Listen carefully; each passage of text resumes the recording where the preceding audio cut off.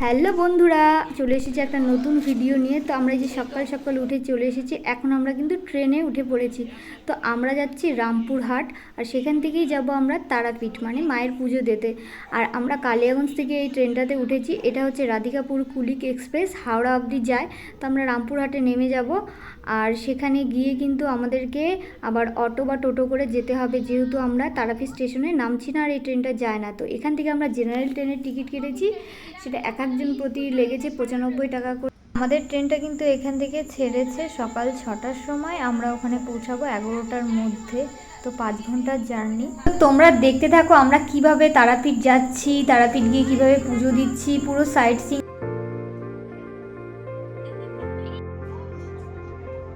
আর এই যে 5 ঘন্টা অতিক্রম করে আমরা চলে এলাম রামপুরহাট স্টেশনে। আর এই যে আমাদের ট্রেনটা কিন্তু এখানে দাঁড়িয়ে আছে, এখনই ছেড়ে দেবে হাওড়ার উদ্দেশ্যে। আর আমরা এখান থেকে এখন হাঁটা শুরু করে দিয়েছি। আমাদের কিন্তু ট্রেনটা 11টা 12তে ঢুকেছে, মানে একটু সামান্য লেট হয়েছে। এখন আমরা কিন্তু হাঁটতে শুরু করে দিয়েছি যে কোন দিকে গিয়ে অটো বা টোটো ধরবো, তারপরে তো যেতে হবে। এখনও কিন্তু অনেকটা পথ বাকি আছে। এখন আগে কিছু খাওয়া দাওয়া করে তারপরে কিন্তু আমরা অটো ধরে যাব।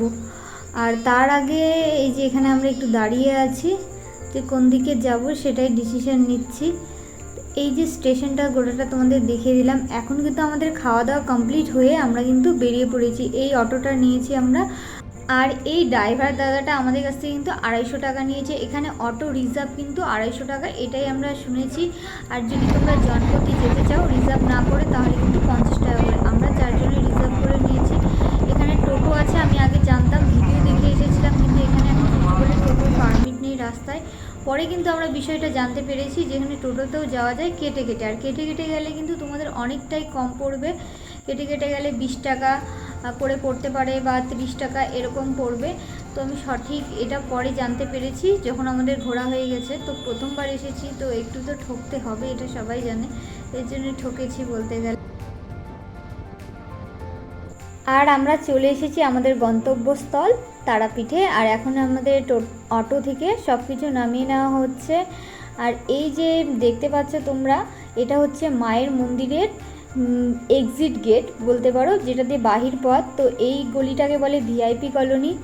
আর সামনে যেটা থাকে সেটা হচ্ছে মা তারা সরণি। তো আমাদের যেহেতু হোটেলটা আমরা এদিকে থাকবো, তার জন্য এই রাস্তাটার সামনে দাঁড়ালাম। আর এদিক থেকে তোমাদের সাথে আমি চারপাশটা একটু শেয়ার করে দিচ্ছি, পরে তো আবার ভালো করে ডিটেলস দিয়ে শেয়ার করবো। আর এই যে চলে এসেছি এখন কিন্তু আমরা, আর আমরা যে হোটেলটাতে স্টে করেছি সেই হোটেলটা হচ্ছে ইলোরা। তোমাদেরকে আগেই দেখিয়ে দিই, পরে তো রুমটা এখন ক্লিন আছে তো সুন্দর করে দেখিয়ে দিচ্ছি।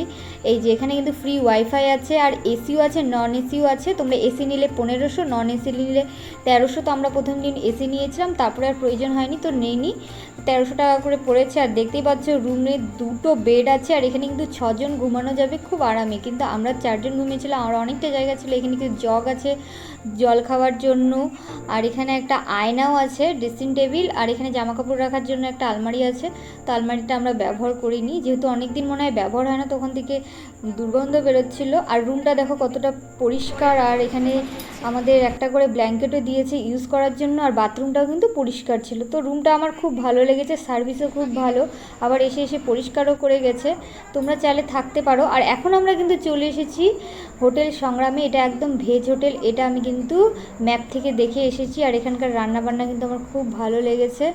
তো এখানকার থালিগুলো কিন্তু 70 টাকা করে। তো দেখতে পাচ্ছি 70 টাকার মধ্যে ভাত, ডাল, তরকারি আছে, আলু পোস্ত দিয়েছে। তো রান্না ভালোই ছিল। রাতেও আমরা এখানে খেয়েছি, যে 2 দিন ছিলাম এখানেই খাওয়া দাওয়া করেছি। তো খুব ভালো লেগেছে, তোমরা চাইলে আসতেই পারো হোটেল সংগ্রামে। আর এখন আমরা এই যে আবার রুমে চলে যাচ্ছি, ফ্রেশ হয়ে রেস্ট করে বিকেলে বেরিয়ে পড়বো সাইট সিংয়ে। তো নেক্সট পার্টের জন্য অপেক্ষা করো, খুব তাড়াতাড়ি আসছি। টাটা।